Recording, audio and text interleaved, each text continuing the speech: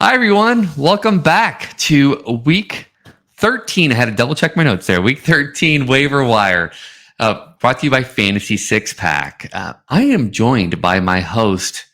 I got to check who my host is. It's Connor Thomure. I mean, Connor Thomure. Thomure. Okay, you know what? I am just messing up names, and you will find this out later as I try to tell people the other names of the players we're having. You know what, Connor? I was so excited to find out that J.R. Backs was not joining me, and I was going to get the All-Star, the closer, Connor, joining me. I mean, aren't you excited to be on the show? I am excited. I'm just curious where my Enter Sandman is at. I don't hear it playing over me, but it'd be really nice right now.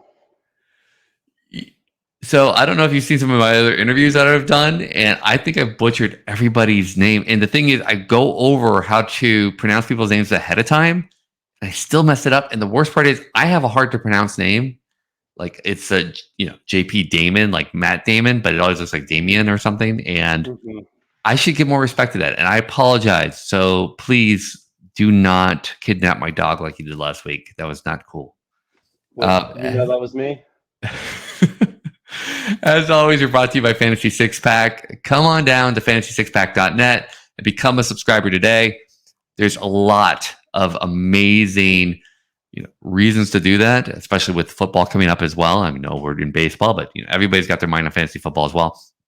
And some of the things that you can get as a subscriber is access to Connor's entire waiver wire article, which we work with him on getting all these different players as well. And we really try to focus on giving you a plethora of names. How many names was it this week, Connor? Close to 50, a little bit over, actually. Wow. So we constantly are hearing, hey, you know what? This pick doesn't work for me, or this pick isn't on the waiver. So we really try to give you a bunch of picks. We're covering the names that are in for kind of our free area.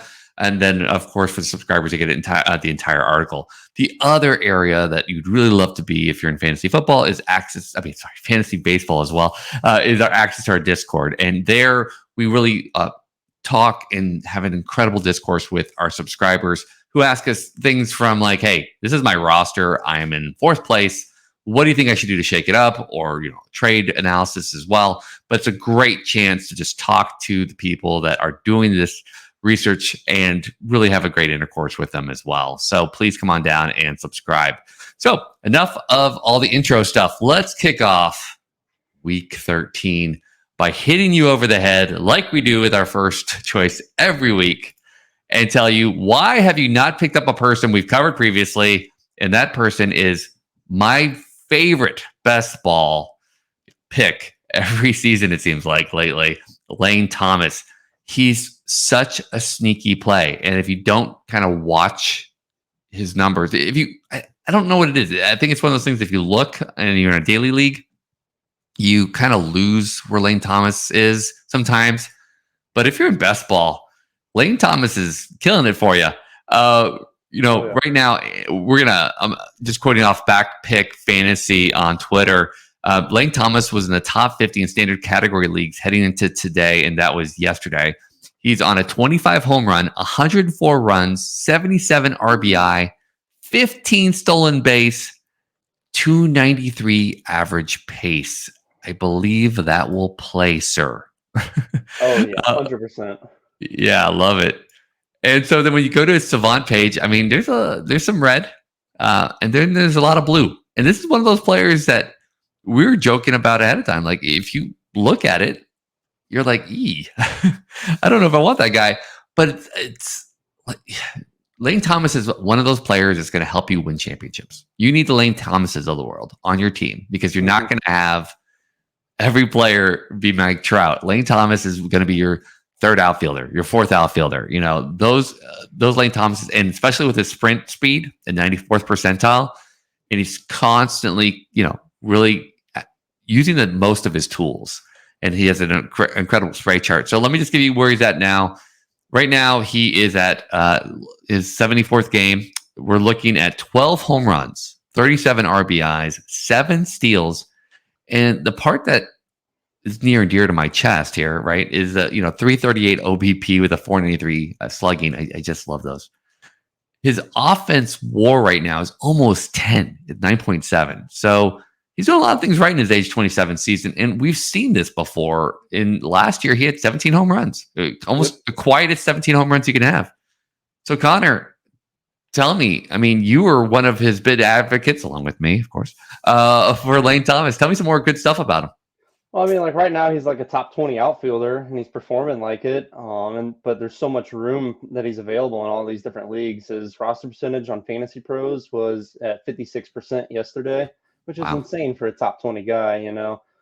And like you said, you know, I'm not sure if you mentioned the 50 runs he scored this year. I know I heard No, the go ahead. RBI, but yeah, 50 runs, that's insane. I mean, like he definitely needs to be up above 70% in the roster percentage.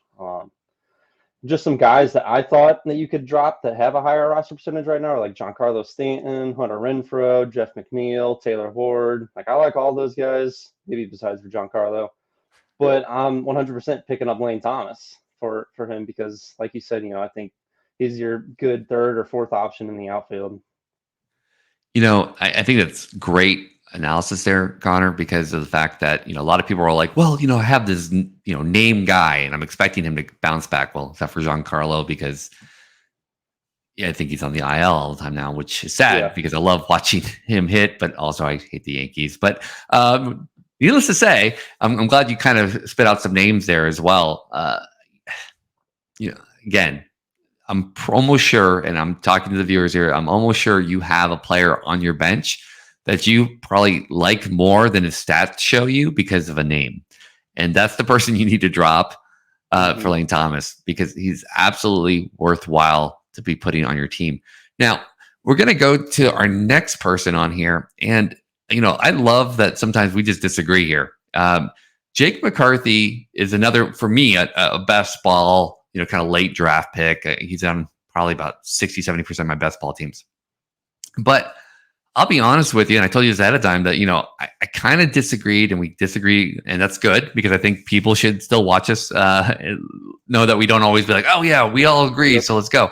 You know, I disagree that, you know, he might be a great waiver wire pick just because he seems to. You need to catch, you know, Jake McCarthy when he's hot, because he goes really hot, really cold, really hot, really cold, and that's why he's great for best ball, because I don't have to worry about trying to guess that. But, you know, when you look at his, you know, his Baseball Savant page, I mean, we're looking at some red here with sprint speed, which is great.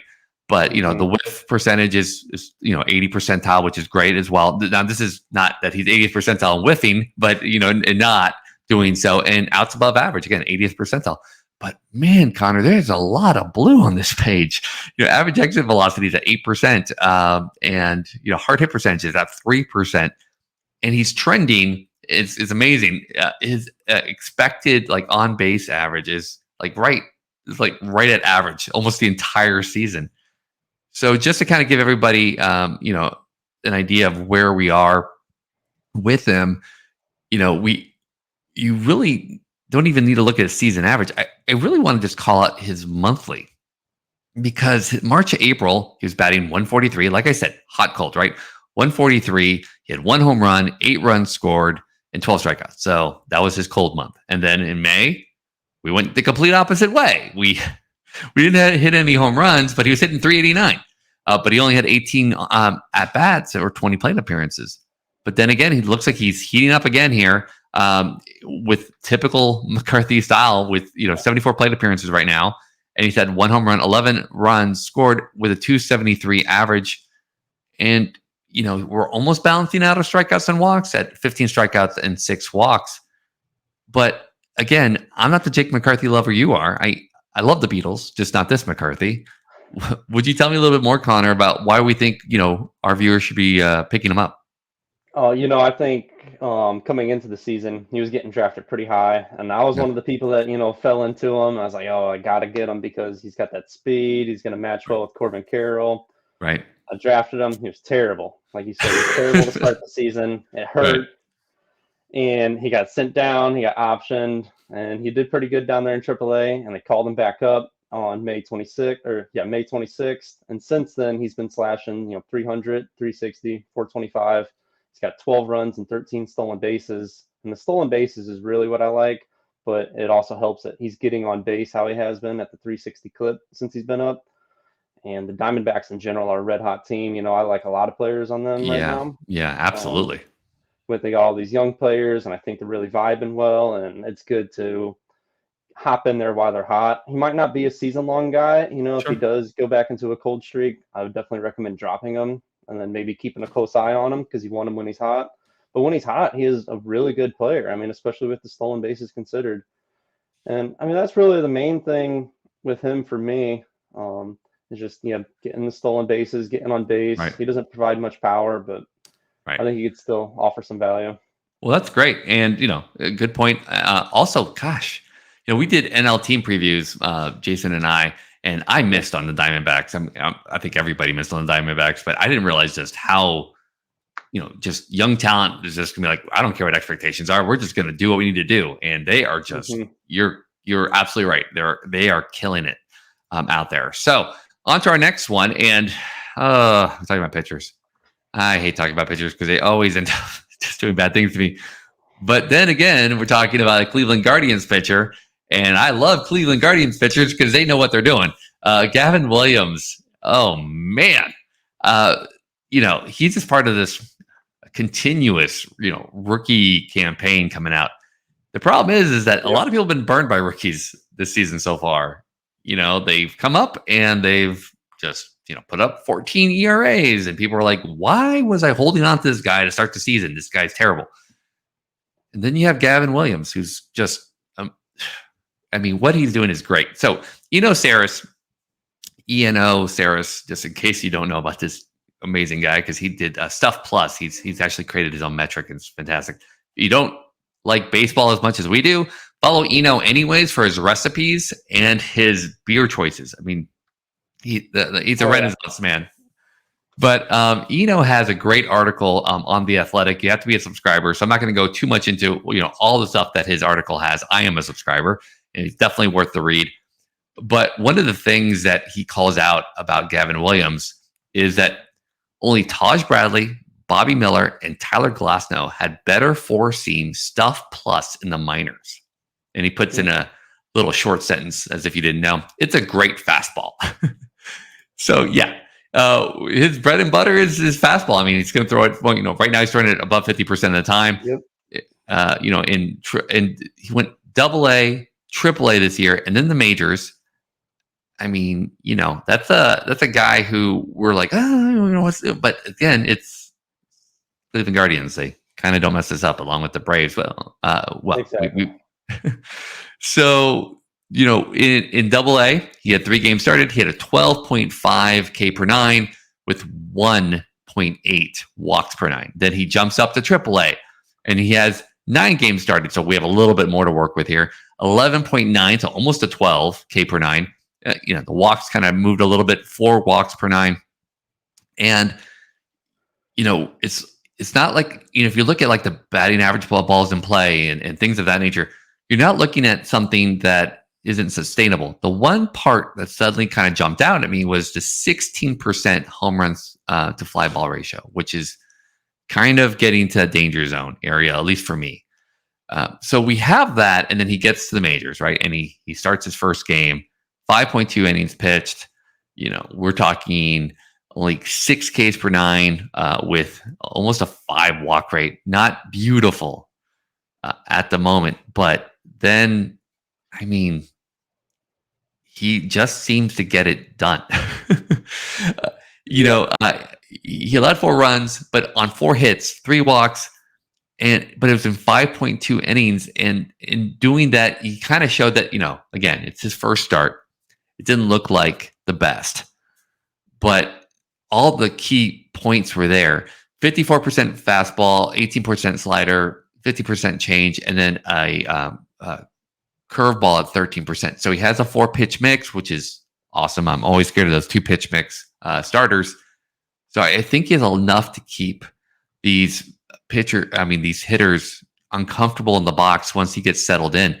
Connor, how are you not picking him up? I understand the Ks weren't there this last start, and people are a little gun shy with rookies, but what do you think? I think they see the 4 earned runs versus the Oakland Athletics, and they get a little scared. Like, what's he going to do when he plays a good team? But, if you're thinking that, I don't think you realize the Oakland Athletics have been red hot lately, and Yep. they're Yes. coming against the rookie pitcher. They're of course gonna there you go. Of course they're gonna put 4 earned runs up against them, but it's not like he struggled the entire game. All the runs that came against him happened in the 3rd inning, and after that and before that, he looked settled down. He looked good out there in the mound, looked confident. Using his pitches. The fastball was a little concerning. He used it, like 53, 54% of the time. And the Athletics recorded a 375 batting average on that. So that's the main concern there. But his next matchup is against the Royals, who are much worse than the Oakland Athletics are right now. They have the sixth worst OPS and the 8th fewest runs over the last 15 days. I think that alone is like enough reason for me to be like, okay, like I'm all in on him at least for one more start. Right. If he goes out there and struggles versus the Royals, then screw it. It's 1 day, 1 week of the season. It's only week 13. Still got plenty of time. But if he goes out there and he really does good, then you're looking like, okay, I may have had an awesome pickup. This dude's massive on the mound. He's 6'6", 240 pounds. He's a big dude. I'm all in on him. And like you said, Guardians pitchers like Logan Allen and Tanner Bybee, like those 2 guys got called up this year, and they look pretty good. And I think you can keep the trend going with Williams. And the one thing is, especially with pitchers, you want to be a start early than a start late, because when you start late, in the sense of, they are really good and they try to pick them up, they're gone.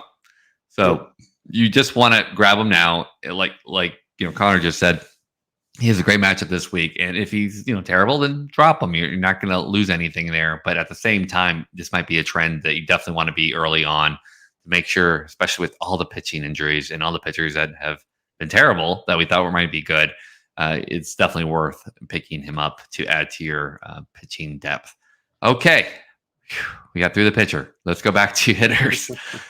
All right, Connor. I'm going to mess up his name, so I'm not even going to try. Connor, how do you pronounce his name? We're going for Maikel Garcia here, third base shortstop for the Royals. Mostly third base this year, but he still does have shortstop eligibility. He's one of the hottest hitters in baseball right now. Over the last 15 games, he's slashing like 328, 361, 431 with like 11 runs, 4 RBI, 5 stolen bases. It's amazing. But the best part to me, and one thing I really love about players, is the strikeout rate. And in this span, it's 11.5%, which is like incredible. And Eric Cross on Twitter called this out, and I love this. Just going into what you just said, right? Only 4 hitters have a hard hit rate and a whiff rate in the 90th percentile or better. So let me tell you these names. You might have heard of them: Kyle Tucker, Yandy Diaz, Lourdes Gurriel Jr., and then our guy Maikel Garcia. Insane. That's a pretty good mix to be. And then you go to his StatCast page, and he's the quietest name that I've gone to, and I'm like, whoa. Outs above average 99th percentile, chase rate 97th percentile, average exit velocity 85th percentile, hard hit rate 88th percentile, and his trend line is like this, like how you like your stock market to be, right? Going up. Going up. So it was one of these things where I didn't realize at 23 years old he was killing it as hard as he was. I mean, again, I was kind of seeing it, but he has started the year in AAA. So it wasn't like he was a well-known commodity to everybody. And when he was in AAA, he was showing various similar numbers: 14% walks, 19% K rate, with 2 home runs, 20 runs scored, and 17 RBIs and 10 stolen bases. 4 stolen bases. I just read off the major league. Let me try that again. 1 home run, 11 runs scored, 17 RBIs, and 4 stolen bases in the 24 games in AAA. And then, yes, in the majors, like you said, the 10 stolen bases. And so he's shown the ability in a couple other times as well, with single-digit walk percentage, but he's kept his K rate down as well, around 20% or less. I mean, that just screams to me a player that's going to get on base and do some damage. But didn't you just say that the Royals aren't so good? Is that a good thing or a bad thing for a guy like him? It could be a mix of both, because it could limit the run production, but at the same time, well, one, his defense is going to keep him out there, but at the same time, there will always be a spot for him out there because he's a young player performing this well. Of course, they're going to put him out there. but his defense has been outstanding, so that'll keep him out there too. But yeah, run production, I do try to stick away from some guys on like lower end teams like that. But at the end of the day, you look what this guy's doing. I think you got to grab him. Absolutely. And I think also the fact that when you're not on the best teams, you have a chance to stay as an everyday player versus a really good team where you're going to, constantly be pushed. I don't think anybody's necessarily push him off. And in some leagues, and this is what we were talking about before the show, some leagues he's got 3 position eligibility. We put him as third base, but in various leagues it's all shortstop, even though we know who plays shortstop for the Royals. Third base. So anytime you can get multi-position eligibility, especially for somebody who's putting up those kind of numbers, hey, you got to do it. I agree. All right. Now, I can actually pronounce his name. This one I could do. Bryan Woo for the Seattle Mariners. Another starting pitcher, but this is another rookie starting pitcher. I mean, the fun begins again, but yeah, Bryan Woo was it's a just trend we have on here with young starting pitchers making the waiver wire. I like it. It's exciting times. Bryan Woo just did it last night. I mean, we'll go into the the stats here in a second, but he did he had 14 chases on his pitches. All right, so that's always great to have that, and 12 whiffs, almost the 4th highest for yesterday, and it's all from John Anderson or John PGH on Twitter. And another thing just to kind of call out as well is on his last 3 starts before yesterday, he had 15 innings pitched, 2.3 ERA, 0.83 whip, 21 strikeouts, and a 5 Ks per walk. I mean, he's got amazing control out there, and he's in a great home stadium. Unlike, when we talk about Cincinnati Reds pitchers, right? Yeah. Which has become the Colorado before, without the humidor. The Mariners, stadium is still a great pitcher-friendly stadium as well. So last night, I mean, frankly, he was amazing. I mean, other than just 5 strikeouts, great, 3 walks, but 5 innings pitched and almost faced the minimum throughout. I was with only 2 hits allowed. I think at one point I saw like no hitter, alert, and of course once that happened, a hit was allowed. But you've seen a guy who's again allowed out there. He's only doing about 5 innings pitched right now. So if you're in a quality start league, this isn't the pitcher for you. But if you're in if you need any ratios, if you need somebody to give you innings, well, frankly, even if you are in a quality start league, this should still be somebody to look at, because who knows? I think maybe later on they might be giving them some more leeway here. But I'm absolutely loving what Bryan Woo's giving you. And just one more thing, the whole Saris article that I mentioned earlier. This is another about quality starts and pitching deep into games. I think as the season goes on, if he's able to stick in the rotation, like you said, towards here in a couple of months, hopefully he should be getting those 6-inning games as long as he's performing well. Like I'm looking at George Kirby's numbers from last year, and when he initially got called up, he had some 4-inning games, some 5-inning games, kind of like Woo has. The biggest difference, though, between the two is the strikeouts. I mean, he's at, it was like 12 point something Ks per 9. Right. I mean, you gotta love it for fantasy baseball. Yeah. Like even if he's walking batters, it's still, he makes up for it with the strikeouts. And like whenever I'm looking at pitchers, I always like to look at who they play next. His comes against the Washington Nationals, who I know they have Lane Thomas. He's a star. He's an all-star. But besides for that, they have the 7th worst OPS and the 5th fewest runs over the last 15 days. So again, going off another good start that we want. I mean, he's right there. What else do we have here? Lane Thomas. We talked about him recently. Gosh, I feel like we talked about him almost on this show. Yeah, just the other day. The future Hall of Famer, Lane Thomas. Go. I'm sorry, Connor. I didn't mean to interrupt. So he is like a 3-pitch pitcher. He does occasionally mix in the 4th pitch. He throws the fastball close to 50% of the time, just under, the sinker 28%, slider 19%, and a changeup at 2.9%. His best pitch has definitely been the fastball, which is why he's using it so much. I know Pitching Ninja, I see him on Twitter, also a good follow. If you don't follow him, definitely would recommend that. His fastball, just striking batters out like crazy, just with it. 182 batting average against, 214 batting average against on the slider. Right. Sinker and changeup haven't been that good, but as long as he still has the good high speed and off speed mix between the slider and the fastball, I think he'll be okay. All right. So pick you up some Bryan Wu. Yep. And because Connor, you're on the show, I think you purposely gave me so many pitchers to talk about, which you know is my favorite thing to talk about. But Scott McGough is interesting because we finally give the people that are watching us a closer to choose from. If you're in a saves only league, first off, get out now, run away. But for people like us that have to be in these industry leagues that are saves only, then yes, we are constantly looking for anybody that's closing. And Scott McGough right now is closing for the red hot Arizona Diamondbacks. But let's take a step back and Scott McGough for a second. If you go to his Fangraphs page, there's a small, well, it's a titanic hole in his stats. And that's from 2018 to 2022. He doesn't have any major league stats. He went from Colorado to nothing. Well, where's that black hole from? Well, he went to Japan. And when he was in Japan, in 2 years that he was there, he racked up 69 saves and won the championship in 2021 and came in second in 2022. So it's not like he suddenly just fell off the map and was bagging groceries a la Kurt Warner. He was, really kind of honing his craft there with the closers.